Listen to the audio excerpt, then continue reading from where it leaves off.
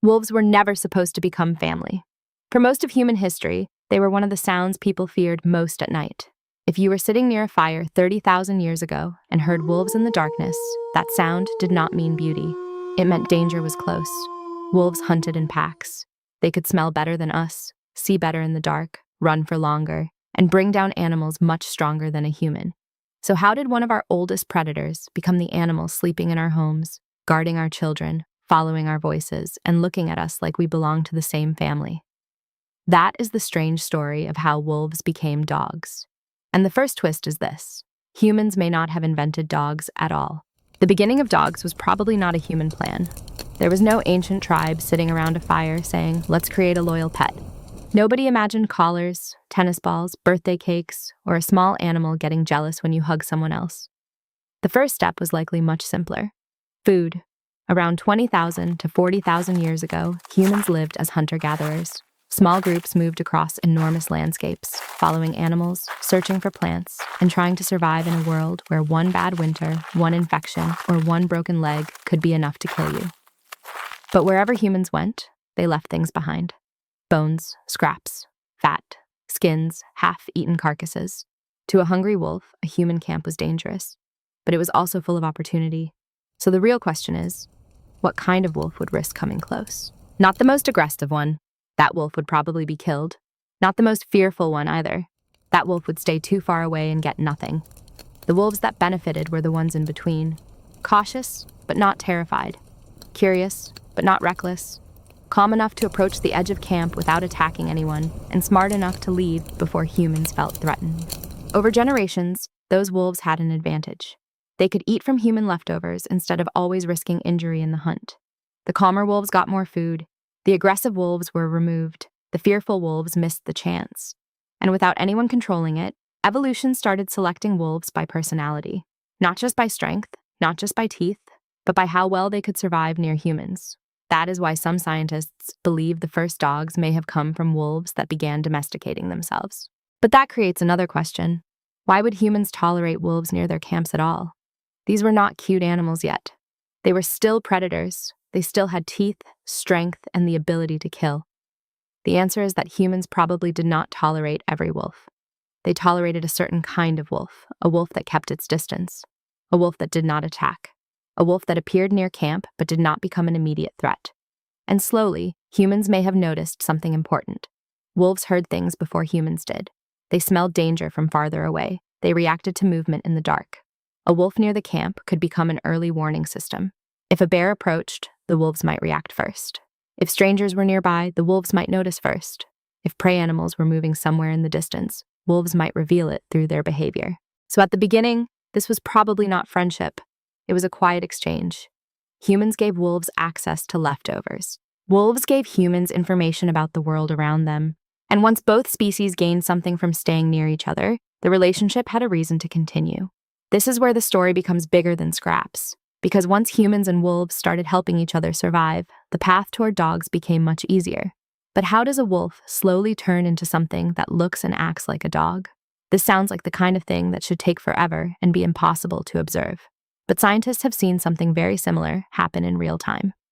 In 1959, Soviet geneticist Dmitry Belyaev began a famous experiment in Siberia using silver foxes. His idea was simple. In each generation, he bred only the foxes that were least afraid of humans. He did not train them like dogs. He did not teach them tricks.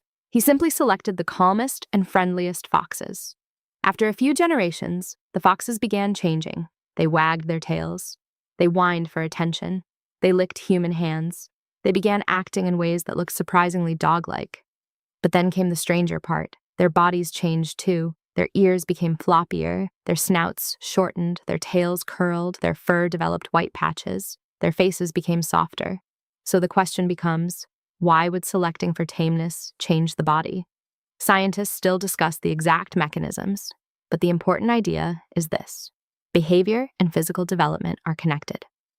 When you select animals for lower fear and lower aggression, other traits can shift along with it.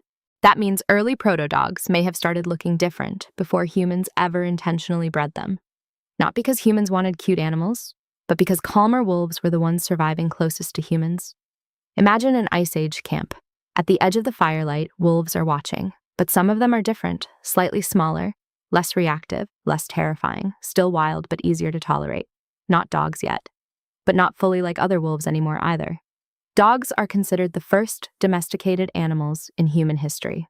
Before sheep, before goats, before farming, before cities, before writing, before the pyramids.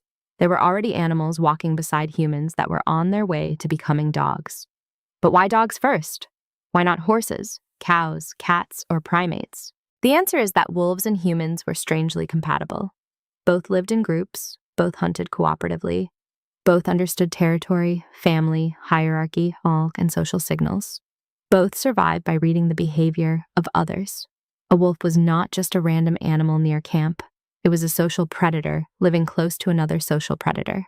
That made the relationship dangerous, but also as powerful. Humans could understand some of what wolves did. Wolves could learn some of what humans wanted. And over thousands of years, that connection deepened. Dogs did not simply become useful tools. They began entering the human social world. They followed hunts. They guarded camps. They traveled with families. They slept near the fire. They became part of human movement across landscapes, climates, and eventually continents. And this raises the next question. At what point did this stop being only survival and become emotional? When humans changed, dogs changed with us. After agriculture appeared, humans began eating more grains and starches. Wolves were not built for that kind of diet in the same way, but dogs evolved to digest starch better than wolves could. That detail matters because it shows how deeply dogs adapted to our world. Their bodies changed with our food. Their behavior changed with our camps. And eventually, their emotions changed with our emotions. When humans look into a dog's eyes, both the human and the dog can release oxytocin, a hormone strongly connected to bonding. It is part of the same emotional system involved in the bond between parents and children. Wolves do not naturally connect with humans in that same way. Dogs do. So when your dog looks at you with that soft, focused expression, it is not just a random cute moment. It is part of a relationship shaped by thousands of years of coevolution. Dogs also developed facial expressions that humans instinctively respond to. Those famous puppy dog eyes may have become more common because humans were more likely to care for dogs that looked emotionally expressive. And this is one of the most interesting parts of the story. We shaped dogs, yes, but dogs also learned how to shape us. They became very good at reaching into human emotion. A look, a sound, a gesture, a face that makes you feel responsible for them. This is not just obedience. This is emotional adaptation. Now the story becomes even bigger.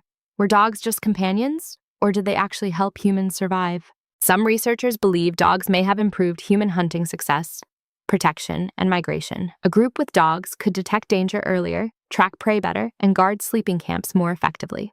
In a world where survival margins were tiny, that could make a real difference. A dog did not need to be perfect. It only needed to notice what humans missed. A sound beyond the camp, a scent in the wind, a trail in the snow, a movement in the trees. So humans with dogs may have had advantages that humans without dogs did not. And dogs, in return, gained food, warmth, protection, and a place inside human social life. That is why dogs feel different from many other domesticated animals.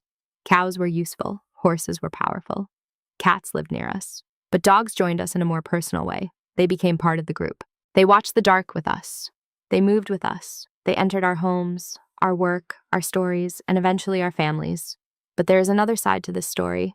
If wolves became dogs, what did they lose? Domestication gave dogs a place beside humans, but it also reduced much of their independence.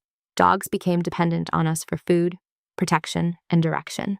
Later, when humans began breeding dogs for appearance, status, and extreme traits, the cost became even heavier. Some modern breeds now suffer because of choices humans made. Pugs often struggle to breathe.